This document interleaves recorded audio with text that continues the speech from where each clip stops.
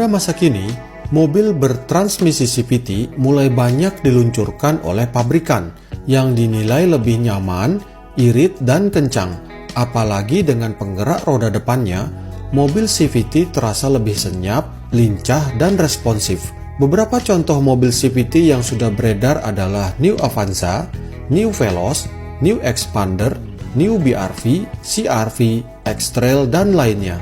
Dengan segala kelebihannya tersebut, apakah bisa dikatakan mobil CVT adalah mobil yang terbaik untuk keluarga di tanah air?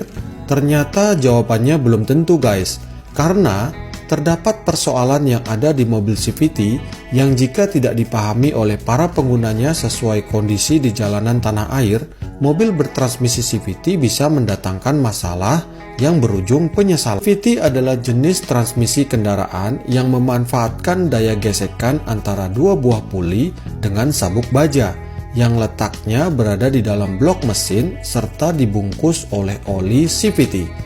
Sabuk baja ini dibuat dari ratusan lempengan baja yang dijalin dan diikat menjadi satu kesatuan, sehingga hasil penggabungan ratusan lempeng baja ini menjadikan sabuk baja bisa bergerak lentur, memiliki cengkeraman kuat untuk mendorong puli, dan yang terpenting adalah tahan terhadap panas hasil gesekan antara puli dengan sabuk baja.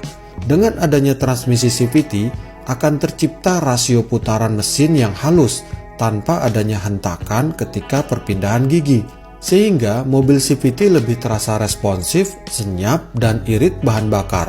Tapi sayangnya nih guys, pada mobil CVT, ketika penggunaan mobil ini dilakukan secara salah di medan jalanan tanah air, sabuk baja pada mobil CVT bisa menjadi mudah pecah, yang kepingan bajanya akan berserakan di bagian blok mesin, dan mesin mobil pun menjadi mati total. Dan yang lebih sulit lagi adalah kerusakan pada transmisi CVT seringkali tidak bisa diperbaiki, sehingga mesin CVT harus diganti satu set yang biayanya bisa mencapai 60 jutaan. Mahal sekali kan guys? Selain akibat cara penggunaan mobil CVT yang salah, ternyata kerusakan transmisi mobil CVT juga dapat disebabkan oleh usia pakai mobil, di mana pada saat mobil memiliki kilometer sekitar 150 ribuan, potensi sabuk baja untuk pecah di tengah jalan sangat tinggi, yang gejala utamanya adalah mobil menjadi tersendat dan bergetar seperti ini guys.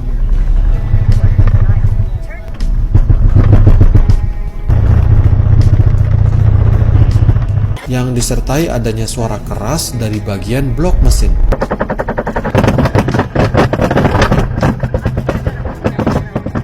Selain itu, kerusakan transmisi CVT juga akan membuat mobil kehilangan daya putaran roda meskipun RPM sudah tinggi,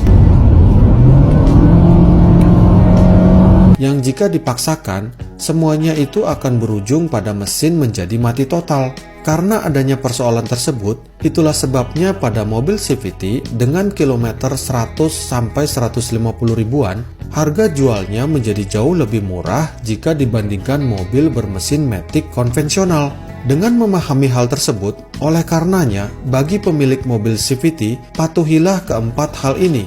Pertama, mobil CVT tidak cocok untuk medan jalanan menanjak, apalagi dengan beban yang berat. Contoh nyatanya pada Veloz ini guys, dengan beban 7 penumpang saja, mobil ini tidak kuat dan berhenti di tanjakan, yang jika terus dipaksakan, transmisi CVT mobil ini pastinya akan segera rusak, termasuk untuk hobi off-road pada mobil X-Trail ini yang sangat tidak disarankan.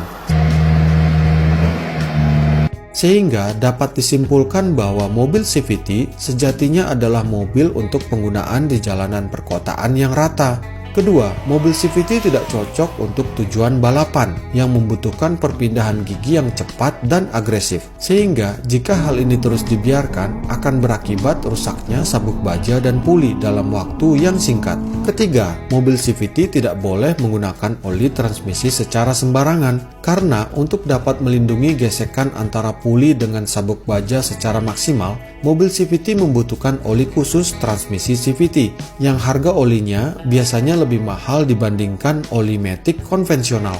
Keempat, Bagi pengguna mobil CVT, sebaiknya segera waspada ketika kilometer mobil CVT-nya sudah mendekati 100 ribuan. Dan bila perlu, sebaiknya lakukan penggantian sabuk baja sebelum sabuk bajanya pecah di tengah jalan. Dengan harga penggantian sabuk baja sekitar 1-2 jutaan dan puli sekitar 2-7 jutaan tergantung merek, tentunya biaya penggantian kedua komponen ini jauh lebih murah jika dibandingkan saat kerusakan sudah terjadi, yang mana jika kerusakannya turut merusak blok mesin, tentunya biaya penggantiannya akan jauh lebih mahal. Berikut puli dua ini sampai 18 juta.